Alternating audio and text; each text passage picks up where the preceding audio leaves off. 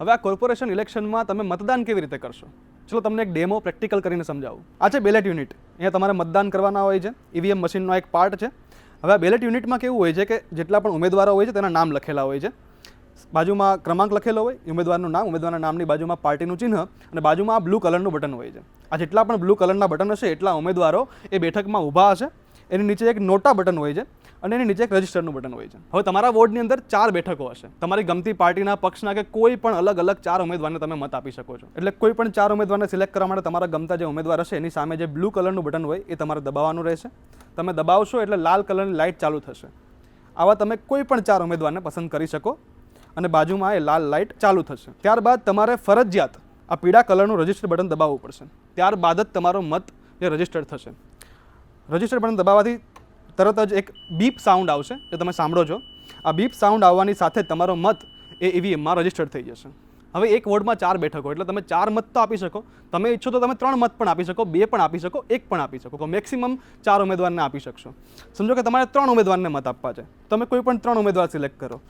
1, 2 અને 3 અને એના પછી ફરજિયાત તમારે રજિસ્ટર બટન દબાવવું પડશે. આ પીળું બટન તમે દબાવશો એટલે આ 3 ઉમેદવારને બીપના અવાજ સાથે મત રજિસ્ટર થઈ ગયો. સમજો કે તમારે 2 ઉમેદવારને મત આપવા છે તો તમે કોઈ પણ 2 બટન દબાવો. સમજો કે તમારે કોઈ 4 ઉમેદવારને નથી આપવા, 2 ને નથી આપવા, માત્ર એક જ ઉમેદવારને મત આપવો છે. તમે 1 ને પણ આપી શકશો. એટલે તમે 1 બટન દબાવશો, લાલ લાઇટ થશે અને રજિસ્ટર બટન દબાવશો એટલે તમારો મત બીપના સાઉન્ડ સાથે રજિસ્ટર થઈ જશે. સમજો કે તમારે 5 નંબરના ઉમેદવારને મત આપવો હતો ને ભૂલથી તમે 4 નંબર ઉપર ક્લિક કરી દીધું ને લાલ લાઇટ ચાલુ થઈ ગઈ. તો હવે આને કેન્સલ કેવી રીતે કરશો? કેન્સલ કરવા માટે ફરીથી એ જ બટન દબાવશો એટલે લાઇટ બંધ થઈ જશે. પછી તમે 5 નંબરના ઉમેદવારને સિલેક્ટ કરશો અને રજિસ્ટર બટન દબાવશો એટલે તમારો મત રજિસ્ટર થઈ જશે. હવે એવું સમજો કે તમારે કોઈને મત નથી આપવો, તમારે મતદાન કરવા જવું છે અને નોટામાં મત આપવો છે તો તમે કોઈ પણ ઉમેદવારને સિલેક્ટ નહીં કરી શકો. તમારે સીધું જે નોટાનું બટન છે નીચે જે છેલ્લે આપેલું હશે, છેલ્લેથી બીજું બટન નોટા ગ્રે કલરમાં આપેલું હશે, આ બટન તમે સિલેક્ટ કરશો, નોટાની બાજુમાં લાઇટ ઓન થશે અને રજિસ્ટર બટન દબાવશો એટલે તમારો મત રજિસ્ટર થઈ જશે. તમે મતદાન કર્યું હશે પણ એ મત કોઈ પણ ઉમેદવારને નહીં જાય. એ નન ઓફ ધ અબવ એટલે કે નોટામાં જશે. હવે આ કોર્પોરેશન ઇલેક્શન વિધાનસભા લોકસભા કરતાં ઘણું મજાનું છે.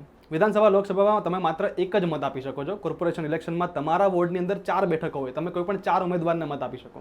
હવે આ 4 ઉમેદવાર એક જ પાર્ટીના હોય તો પણ ચાલે, અલગ અલગ પાર્ટીના 4 ઉમેદવાર હોય તો પણ ચાલે. તમે 3 ઉમેદવારને પણ મત આપી શકો, 2 ને આપી શકો, 1 ને પણ આપી શકો અને તમને કોઈ પસંદ નથી તો તમે નોટામાં પણ મત આપી શકો છો. પણ મત આપવા જજો, કારણ કે અમદાવાદ જેવા મેગા સિટીમાં ગયા કોર્પોરેશન ઇલેક્શનમાં માત્ર 42% મતદાન થયેલું છે. એટલે કે અડધાથી વધારે લોકોએ મતદાન કર્યું જ નથી. તો આ વખતે આપણે એવો પ્રયત્ન કરીએ કે મતદાન ટકાવારીમાં વધારો થાય. Ground report Ahmedabad media powered by say solar, making solar energy easy for you.